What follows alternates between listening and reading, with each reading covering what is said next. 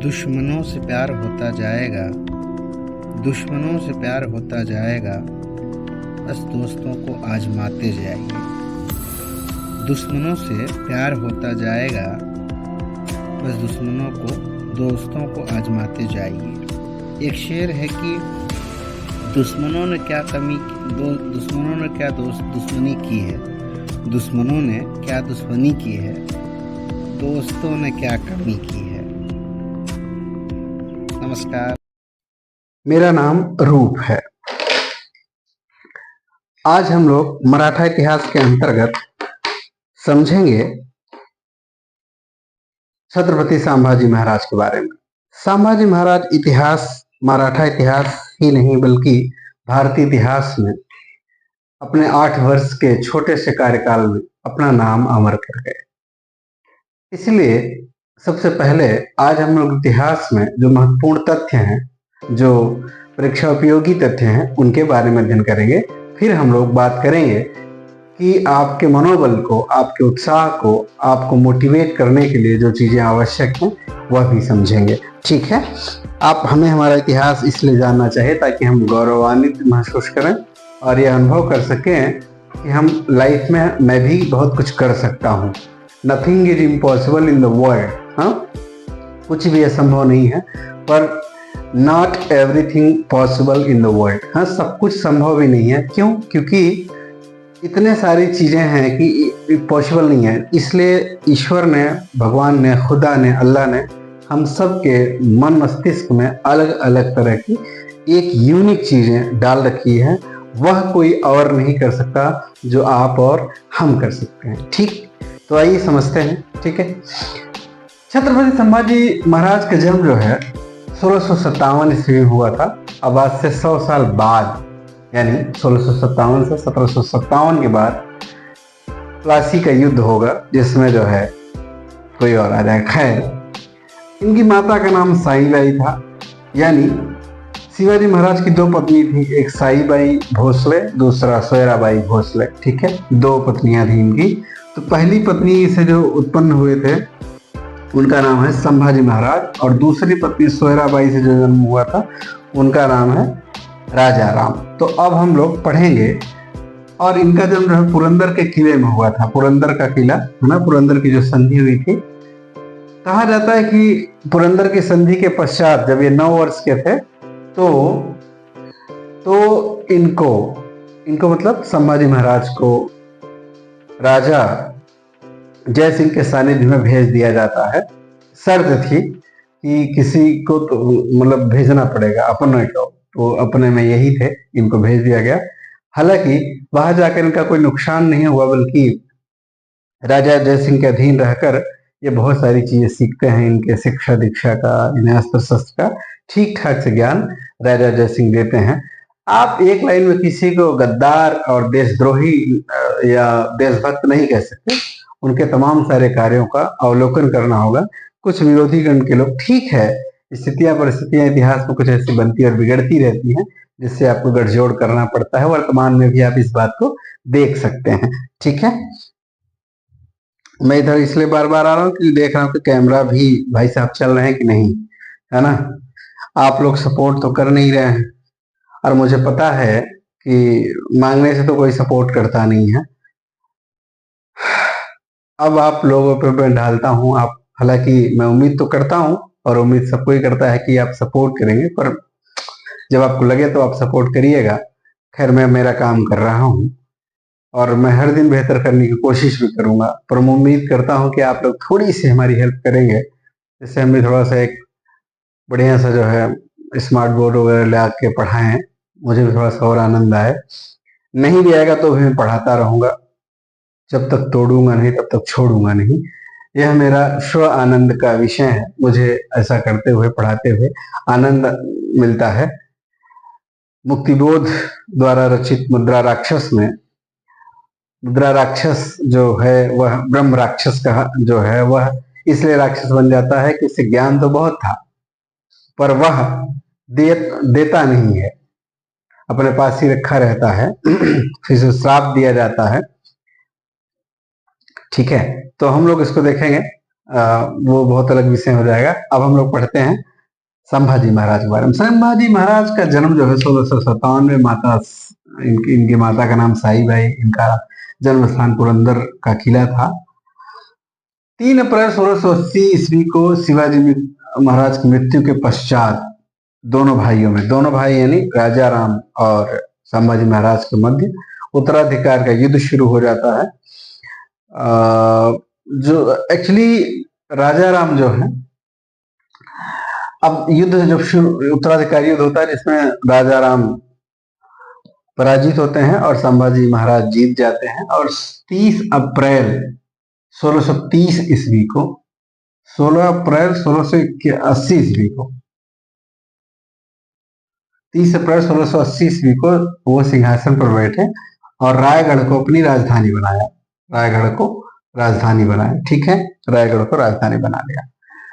अब शिवाजी महाराज के द्वारा जो अष्टप्रधान का गठन किया गया था, अब वह खत्म हो गया, उसे खत्म कर दिया गया, जिसका परिणाम यह हुआ कि मराठों के बीच में आपसी संघर्ष बढ़ गया। संभाजी महाराज यूरोपीय कंपनियों से भी, यूरोपियों से भी उनका संघर्ष चल रहा था, विशेष रूप से पुर्तगालियों और ब्रिटिशर्स के बीच में। 21 मार्च 1681 ईस्वी को अकबर, औरंगजेब का एक बेटा था जिसका नाम था अकबर।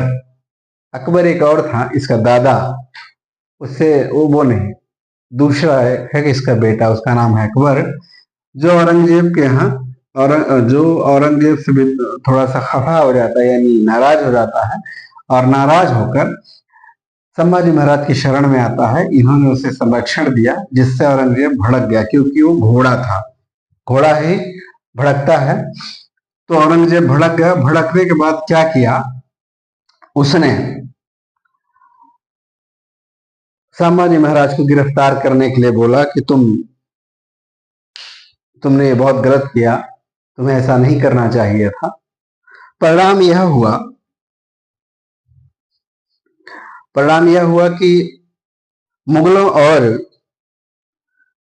मुगलों एवं मराठों के मध्य में फिर से एक बार युद्ध शुरू हो गया।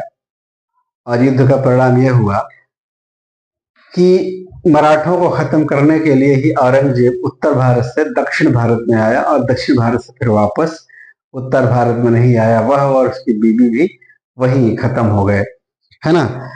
अब जब औरंगजेब उसको संभाजी महाराज को जो है कैद करवा लेता है, और कैद जब होते हैं ये, उस कैद करवाने के संदर्भ में किसी ने विश्वासघात किया। एक घटना बताई जाती है, पता नहीं कितना सच है ये, कि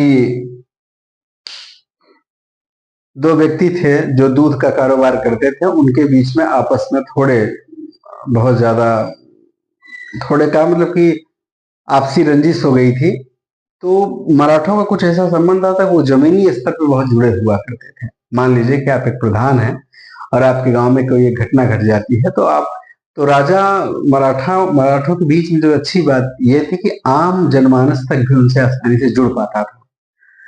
और जुड़ने का परिणाम यह हुआ कि एक छोटी सी घटना के लिए, यानी 2 भाइयों के बीच में आपस में एक घटना घट गई थी, वो किसी को भी भेज कर सॉल्व करवा सकते थे, लेकिन वो खुद भी गए, क्योंकि जो मराठा साम्राज्य एक ऐसा साम्राज्य है जो राजशाही तंत्र होने के बावजूद भी आम लोगों से उनका बहुत खास कर जुड़ाव था। इस खास जुड़ाव की वजह से ही संभाजी महाराज उनके पंचायत में जाते हैं, उनको समझा रहे होते हैं। तभी 2 ऐसे विश्वासघाती, दकियानूस, गद्दार इंसान थे जिनका नाम बताना जरूरी है, गानोजी एवं कान्होजी सिरके बंधु।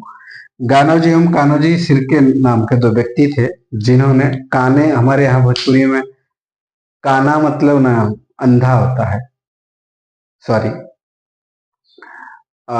तो इनकी मती मारी गई थी। और ये गुनोजी एवं कान्होजी जो सिरके थे, ये दोनों इतने बदमाश निकले कि जाके विश्वासघात कर लिए और खबर दे दिए मुगलों को, और मुगलों ने धोखे से इन्हें जो है गिरफ्तार कर लिया गया। गिरफ्तार करके इन्हें औरंगजेब के पास लाया जाता है, औरंगजेब इनके साथ इनको बहुत टॉर्चर करता है। ऐसा कहा जाता है कि इनके हाथ से नाखून तक निकाल लिए गए, इनके बहुत सारे बताया भी नहीं जा सकता, कुछ ऐसे भी इसने कृत्य किया इनके साथ, है ना। तो फिर घटना ये घटती है कि इतना टॉर्चर करने के बाद औरंगजेब इनसे पूछता है, तुम एक शर्त मेरी मान लो, मैं तुम्हें तुम्हारा राज्य और तुम्हें वापस भेज दूंगा। इन्होंने पूछा, क्या तुम्हारी शर्त है, बताओ। औरंगजेब ने कहा, तुम इस्लाम को कबूल कर लो। ऐसा कहा जाता है कि संभाजी महाराज जो है, छत्रपति संभाजी महाराज कहते हैं कि मैं हिंदू हूं, मैं हिंदू ही मरूंगा। तुम्हें जो भी यातनाएं धृष्टताएं करनी है तुम कर सकते हो, इसमें तुम्हें कोई रोक नहीं सकता। तुम अपने भाइयों के सगे नहीं हुए, भाई से तो मेरा भी उत्तराधिकार युद्ध हुआ था, लेकिन हमने अपने भाई को जान से नहीं मारा, ना ही उसे कोई बहुत ज्यादा हानि पहुंचाई। हमारे एक सामान्य से युद्ध हुआ और इस युद्ध में हमने अपने भाई को पराजित किया और मैं बड़ा होने के नाते सत्ता पे आसीन हुआ। लेकिन तुमने अपने कितने भाइयों की हत्या कर दी, तो तुम मेरे सगे कैसे हो सकते हो? नहीं हो सकते तुम्हें सत्ता के लिए किसी की भी हत्या करनी पड़े तो तुम कर सकते हो। अपने पिता के हत्यारे हो तुम, अपने कई भाइयों के हत्यारे हो। तुम कहते तो हो कि मैं इस्लाम का पहरेदार हूं, पर शायद तुम उसके भी बहुत बड़े विरोधी हो। टोपियां सिल कर जीवन यापन करना एक दिखावा मात्र लग सकता है, हकीकत तो नहीं। एक इस्लाम को इस कदर से मानने वाला व्यक्ति इतना ज्यादा क्रूर कैसे हो सकता है, इतना निर्दयी कैसे हो सकता है, जिसमें शांति के पैगाम के बारे में बात की गई है। हालांकि मैंने ज्यादा अध्ययन तो नहीं किया है, फिर भी मैं सिर्फ इतना कहूंगा कि एक इतना क्रूर जो शासक हो, अपने भाई अपने पिता की निर्मम हत्या करने वाला, वह अपने दुश्मनों के साथ क्या बदसलूकी क्या सलूक करता रहा होगा, यह अंदाजा लगा पाना बहुत ही मुश्किल है। इसी बात को लेकर संभाजी महाराज कहते हैं कि ठीक है, तुम्हें जो करना हो तुम वो करो, मुझे कोई फर्क नहीं पड़ता। ठीक इस तरह से 1689 ईस्वी में औरंगजेब ने उनकी हत्या करवा देता है। उसके बाद जिस राजा राम से उत्तराधिकार युद्ध हुआ था, उसी राजा राम को गद्दी पर बैठाया जाता है। राजा राम थोड़ा सा उतना योग्य नहीं था जितना कि संभाजी महाराज थे। यह थोड़ा डरपोक था, जिसने राजा बनने से पहले इसने क्या किया कि जागीरें बांटना शुरू कर दिया, और जिन जागीरों को बांटा उसका, क्योंकि अब अष्टप्रधान तो खत्म हो गया था, तो इसको लगता था कुछ चीजें ऐसे करो जिससे चीजों को संयोजित की जा सके। तो इसने क्या किया, जागीरें बांटना शुरू किया। इसके लिए उन्होंने मराठा मंडल या मराठा राज संघ की स्थापना करी। ठीक है, और उसके बाद जैसे ही बना तो इसने रायगढ़ को अपनी राजधानी बनाया। रायगढ़ से भागा, फिर जिंजी गढ़ गया। जिंजी से फिर जुल्फिकार ने इसको थोड़ा सा परेशान किया, इसको पराजित किया। उसके बाद ये सतारा चला गया। सतारा में इसने फिर से अपनी एक राजधानी बनाई, जहां पे यह 1700 ईस्वी तक रहता है। 1700 ईस्वी में इसकी मृत्यु हो जाती है। तो इसकी पत्नी, किसकी पत्नी? राजा राम की पत्नी ताराबाई।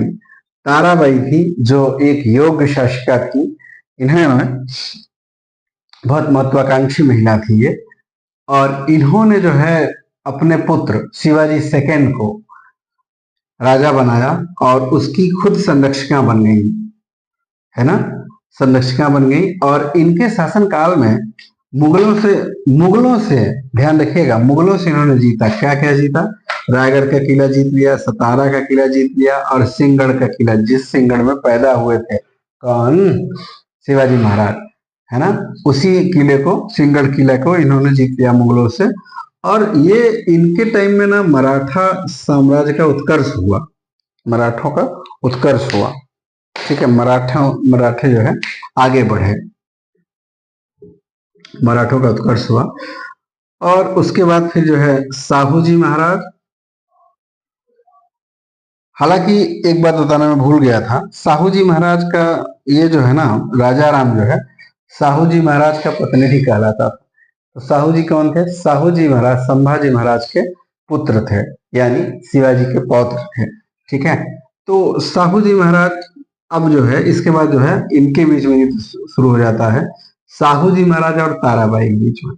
1700 इनका जो कार्यकाल है 1700 से 1707 ईस्वी तक का है, 8 ईस्वी तक, 1700 से 1700। इसकी मृत्यु के बाद ताराबाई बनती है 1708 ईस्वी तक। 1708 ईस्वी में ताराबाई और संभाजी साहू जी महाराज के बीच में संघर्ष शुरू हो जाता है, और यह संघर्ष चलकर 1731 ईस्वी तक चलता रहता है। और परिणाम क्या होता है कि दो केंद्र बना दिए गए शक्ति के, एक सतारा दूसरा कोल्हापुर। कोल्हापुर में ताराबाई और सतारा में साहू जी महाराज अपने अपने कार्यों को ठीक से कर रहे हैं। सतारा, हालांकि ये जीत गए थे 1708 ईस्वी में, साहू जी महाराज जो है विजय प्राप्त कर लिया, और विजय के पश्चात उन्होंने अपना राजाभिषेक कराया और सतारा को राजधानी बनाया। लेकिन युद्ध चलते रहते थे बीच में, इतना लंबा संघर्ष चला कि मतलब 1708 ईस्वी से 1721 ईस्वी तक चलता है। एक संधि होती है वारणा की संधि, वारणा की संधि। इस संधि के तहत जो है दुश्मनी खत्म हुई है, मन से तो नहीं लेकिन राजनीतिक तौर पे दुश्मनी खत्म हो गई, और शर्त ये थी कि आप न हम पे हमला करेंगी न मैं आप पे। अब इसकी चाची लगती है, वो चाची और भतीजे का युद्ध चल रहा है। फिर 31 में चाची ने बड़ा दिन दिखाया और भतीजे ने भी बड़ा दिन दिखाया, और संधि हो जाती है। संधि का परिणाम यह होता है कि अब संधि के परिणाम में होता है कि कहते हैं कि ठीक है, आप हमारे क्षेत्र का अतिक्रमण नहीं करेंगे, हम पे हमला नहीं करेंगे, और मैं आप पे हमला नहीं करूंगा। इस तरह से जो है परिणाम यह होता है कि अब शांति से अपना दोनों लोग राज्य करना शुरू कर देते हैं। संभाजी महाराज के बारे में कुछ बातें हम लोग थोड़ा सा चर्चा कर लेते हैं। बहुत सारे उनके बारे में बहुत सारी चीजें कही गई है ना। तो आज का जो सामान्यतः जो इतिहास है, हम लोगों ने मराठा साम्राज्य के बारे में लगभग पढ़ लिया है। अब अगली क्लास में हम लोग पेशवाओं के बारे में पढ़ेंगे, तो लेकिन कुछ चीजें हम लोग संभाजी महाराज के बारे में थोड़ा सा समझेंगे। जैसे मराठा साम्राज्य में संभाजी महाराज का क्या स्थान है। मराठा साम्राज्य के मराठों के इतिहास के बारे में कहा जाता है कि 40 दिन तक औरंगजेब ने इनको यातना दी संभाजी महाराज को, और इन्होंने फिर भी इस्लाम धर्म को कबूल नहीं किया और हिंदू ही बने रहे और हिंदू ही मरे। ये इनकी मृत्यु हुई। उसके बाद कुछ इतिहासकारों ने इनके बारे में, कुछ महापुरुषों ने इनके बारे में बहुत कुछ कहा है, और हम लोग समझेंगे कि मराठा साहित्य में इनके बारे में क्या कहा गया है, क्योंकि यह जरूरी है थोड़ा सा हमें समझना कि इतिहासकारों की इनके बारे में क्या राय है। पहली बात तो यह समझे कि 14 मई को, प्रत्येक 14 मई को महाराष्ट्र सरकार के द्वारा राजकीय स्तर पर इनकी जयंती मनाई जाती है, जिसे संभाजी महाराज की जयंती कहा जाता है। और यह राजकीय छुट्टी भी है, वहां पे 14 मई को राजकीय छुट्टी रहती है। छत्रपति संभाजी राज्य योजना चलाई गई है महाराष्ट्र सरकार के द्वारा, जिसका उद्देश्य है शैक्षणिक स्तर पे छात्रवृत्ति। ठीक है, भारत सरकार ने 1991 ईस्वी में इनके नाम पर एक टिकट जारी किया। ठीक, और केंद्र और राज्य सरकार के सहयोग से पुणे में कोल्हापुर स्मारक है ना, पुणे और कोल्हापुर में इनकी स्मारक बनाई गई है। मराठी साहित्य में इनके बारे में बहुत सारी बातें कही गई हैं। मराठी साहित्य में क्या है, जैसे कि विष्णु सखाराम खांडेकर द्वारा एक बुक लिखी गई है। उस बुक का नाम है स्वराज रक्षक संभाजी। स्वराज रक्षक संभाजी, यह बहुत ऐतिहासिक उपन्यास है ना। इसको अगर कभी मौका मिले तो जरूर पढ़िए। इसमें राजनीतिक, सामाजिक और उनके भावनात्मक गहराइयों को दर्शाया गया है। दूसरा मृत्युंजय, यानी छावा, जो मूवी अभी हाल फिलहाल में आई है, छावा मूवी, वो इसी मृत्युंजय उपन्यास पर आधारित है। शिवाजी सावंत द्वारा यह लिखा गया उपन्यास है, जिसमें औरंगजेब की यातनाओं और संभाजी महाराज के बलिदान के बारे में चित्रित किया गया है। अच्छा, लोक कथाओं में भी इनके बारे में बहुत सारी बातें लिखी गई हैं। लोक कथा एक ऐसी विधा है, लोग इतनी बेहतरीन विधाएं हैं भारत में कि आम छोटे निम्न मतलब यूं कह लें ग्रामीण स्तर पर भी लोग सामूहिक, जहाँ पे बहुत कोई रिटर्न में कोई चीजें नहीं है, बुक के फॉर्म में नहीं है, लेकिन लोगों के द्वारा जनमानस में भी कुछ चीजें ऐसी हैं। तो एक मैं आपको कविता सुनाता हूँ। धर्मासाठी गेला राजा संभा भगवा लाऊन गेला, औरंगिया समोर हसून मेला, हिंदवी स्वराग रंगून गेला, है ना। एक इस तरह से मराठी में कविता इनके बारे में कही गई है। जनश्रुतियों में भी हमने बात कर लिया। अब इतिहासकारों के बारे में, इतिहासकारों का विचार संभाजी महाराज पे क्या है। सबसे ज्यादा ऑथेंटिक अगर किसी इतिहासकार की बात मानी गई है तो जदुनाथ सरकार की जो है, उन्होंने लिखा है कि संभाजी उस समय का सबसे बहादुर और निडर योद्धा था। उसकी प्रतिरोध की शक्ति इतनी प्रबल थी कि औरंगजेब को स्वयं दक्षिण में 27 वर्षों तक डेरा डालना पड़ा। तो कहने का तात्पर्य है कि सिर्फ इनके लिए इनके आतंक की वजह से ही औरंगजेब 27 वर्षों तक यहीं रह गया, उत्तर भारत से दक्षिण भारत में। हालांकि जदुनाथ सरकार ने संभाजी की कुछ रणनीतियों के आलोचना भी किया है। उन्होंने कहा है कि मुगलों की कड़ो चुनौती संभाजी से तो मिली, लेकिन बहुत सारी इनकी नीतियां ठीक नहीं थी। खैर, कभी डिटेल में हम इस बारे में चर्चा करेंगे। गोविंद सखाराम सरदेसाई एक मराठी इतिहासकार हैं, उनके बारे में लिखते हैं, संभाजी एक महान योद्धा ही नहीं बल्कि कई भाषाओं का ज्ञाता भी था और उसका बलिदान भारतीय इतिहास में अनुपम है। ये जो किताब है, उनकी किताब का नाम है new history of the Marathas. New history of the Marathas पुस्तक में ये है। और जदुनाथ सरकार की जो किताब है शिवाजी एंड हिज टाइम्स नामक जो पुस्तक है, शिवाजी एंड हिज टाइम्स उनकी किताब का नाम है। ठीक है। सरदेसाई ने संभाजी महाराज को विद्वान योद्धा और बलिदानी राजा के रूप में माना है। जेम्स ग्रांट डफ एक ब्रिटिश इतिहासकार हैं, जिन्होंने संभाजी महाराज के बारे में लिखते हैं कि संभाजी ने ऐसी साहसिकता दिखाई जिससे यातनाएं भी दबा न सकी। उसकी मृत्यु इस्लामी अत्याचार के विरुद्ध हिंदू प्रतिरोध का प्रतीक बन गई। यह जो है जेम्स ग्रांट डफ की जो पुस्तक है, उसका नाम है history of the Marathas, history of the Marathas. ठीक है। डफ ने संभाजी की मृत्यु को मराठा आंदोलन का प्रेरणा स्रोत माना। इसी तरीके से वीएस बेंद्रे जो भारतीय इतिहासकार हैं, प्रसिद्ध भारतीय इतिहासकार हैं, उन्होंने कहा कि संभाजी को कई क्रूर यातनाएं उसकी अडिग आत्मा को तोड़ नहीं सकी। शायद कि कोई भारतीय राजकुमार इतनी बीभत्स मृत्यु को इतनी वीरता से झेल पाता। बेंद्रे ने उन्हें धर्म की रक्षा करने वाला सर्वोच्च वीर माना, इसलिए उन्होंने धर्मवीर कहा। संभाजी महाराज को क्या धर्मवीर कहा। डॉक्टर भीमराव अंबेडकर साहब भी लिखते हैं कि इनके बारे में, कहते हैं कि संभाजी महाराज की मृत्यु अंत नहीं थी बल्कि दक्षिण में मुगल साम्राज्य के पतन की शुरुआत थी। डॉक्टर अंबेडकर ने मुगलों के पतन का कारण और मराठों के उत्थान का बीज पुरुष कहा। जीटी कुलकर्णी आधुनिक मराठा इतिहासकार हैं, इन्होंने कहा संभाजी महाराज ने अपने राज्य और धर्म की रक्षा के लिए जो दृढ़ता दिखाई वह मराठा राष्ट्र की नींव बन गई। इस तरह से अनेकानेक इतिहासकारों ने इनके बारे में अपनी अपनी बात। आज की क्लास में हम लोगों ने समझा मराठा इतिहास के बारे में, मराठों के इतिहास के बारे में आज हम लोगों ने लगभग बातें खत्म कर ली। अब कल की जो क्लास होगी उस क्लास में हमने पेशवाओं के बारे में पढ़ेंगे। हु वाज पेशवाज, है ना, पेशवा शब्द कैसे लिया गया उसके बारे में बहुत डिटेल में अध्ययन करने वाले हैं, क्योंकि मुझे लगता है कि इसके पैरेलल भी पेशवाओं का भी इतिहास जानना जरूरी है। आप किसी जाति, किसी धर्म, किसी मजहब, किसी अन्य चीज रेस, जेंडर के हिसाब से ना देखें, बल्कि इस देश की बेहतरी में किसका कितना योगदान है उस हिसाब से भी देखें, किसे कितना अवसर मिला इसका भी ख्याल रखें। नफरत नहीं, मोहब्बत फैलाइए, इस देश को सुंदर बनाइए। जय हिंद, जय भारत।